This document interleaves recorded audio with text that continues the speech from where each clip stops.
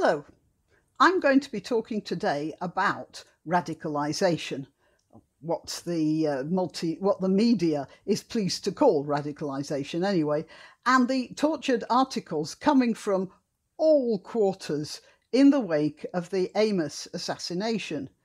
And not one of them mentions the precursor of critical race theory, which is multiculturalism. Well, the poison of multiculturalism, I should say, the creed that has no answer. It's been a plague in our schools for the past 20 or 30 years. But more of that, I'll get round to that in a minute. I found this article in the Daily Telegraph.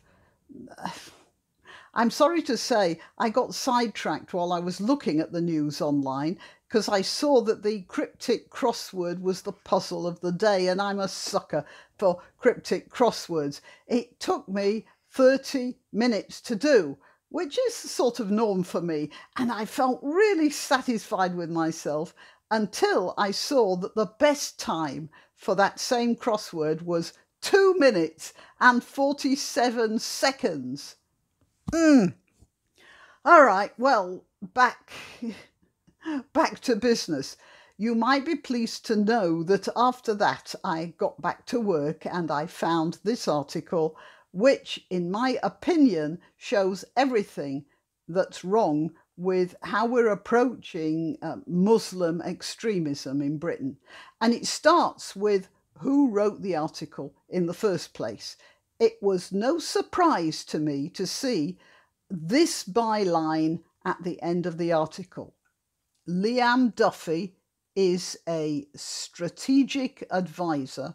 Hang on. Look, what does it say here?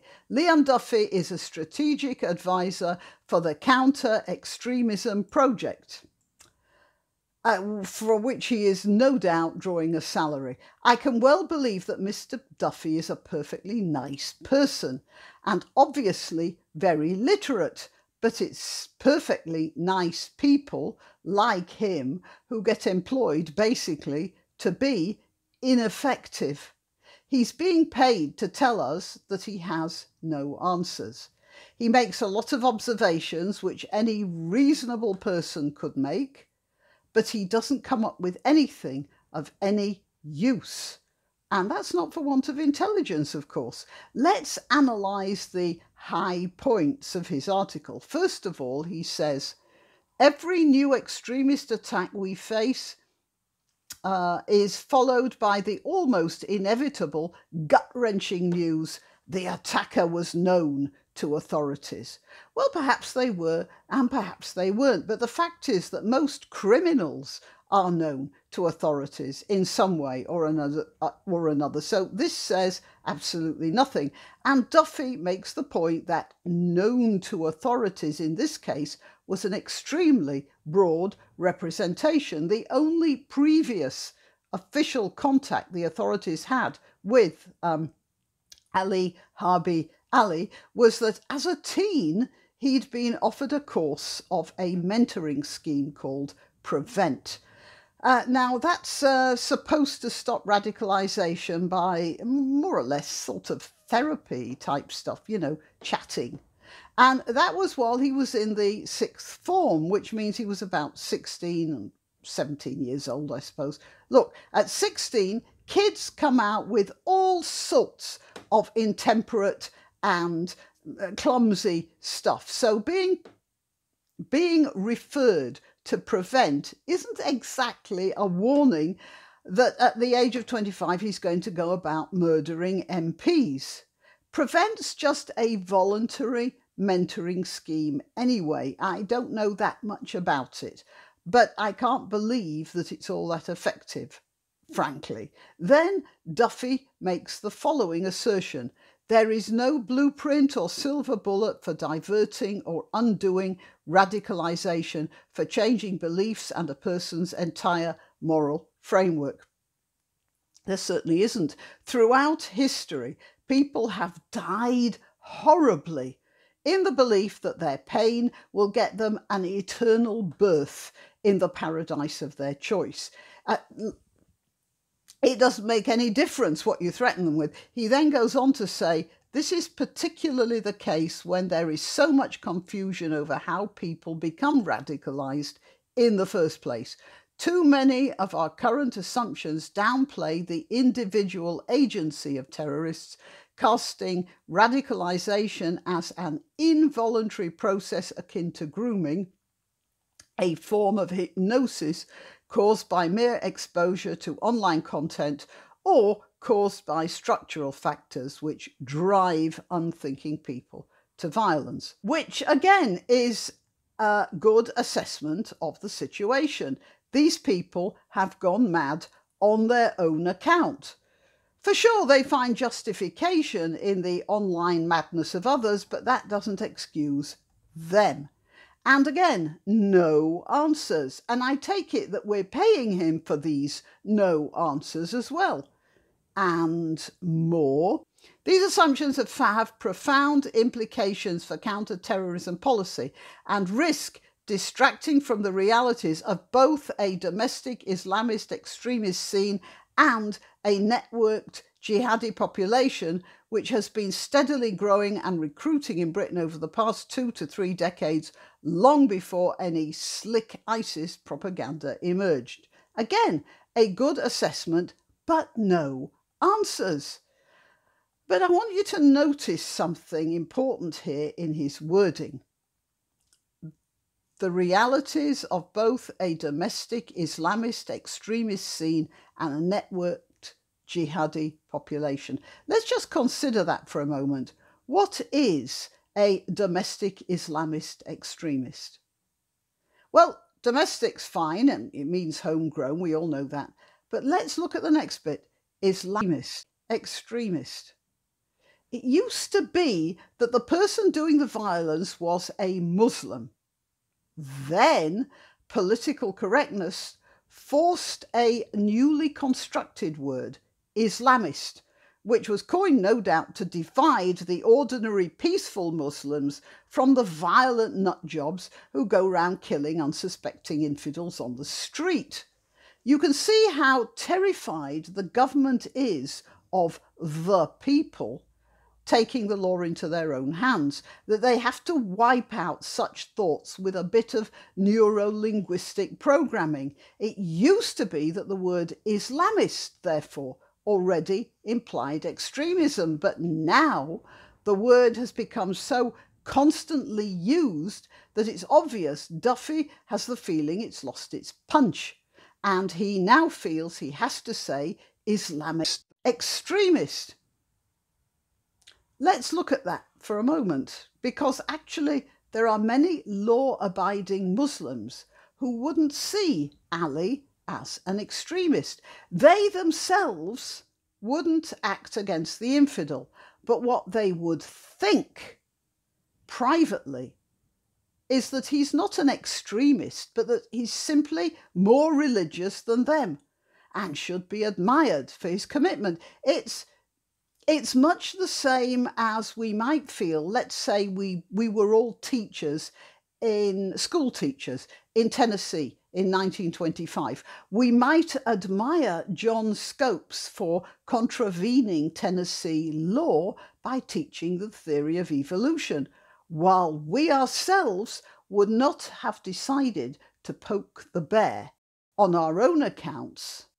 But still, we'd have this admiration for John Scopes. So we might not have had the courage to talk Darwin to our students, but at the same time, we'd have believed that Scopes was doing the right thing. Do you see? Well, that's how Muslims feel about, not all, obviously.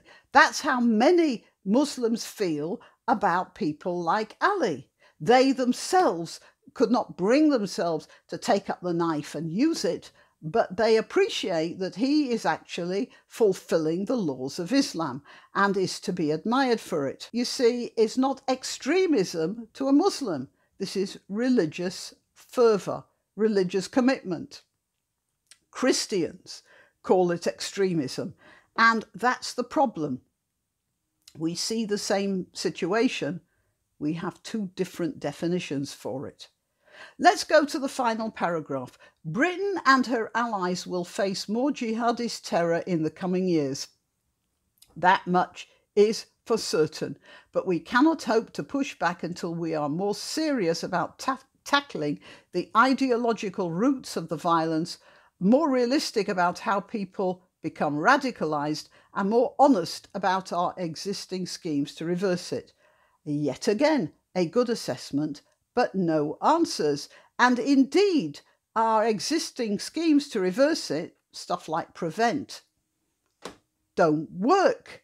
And we're not admitting that. Some of you might be thinking now of the Chinese-style re-education camps that they are subjecting their Muslim citizens to. But I have to remind you that Soviet Russia shipped most of the priests in Russia to Siberia and then spent the next 70 years educating all its children in atheism.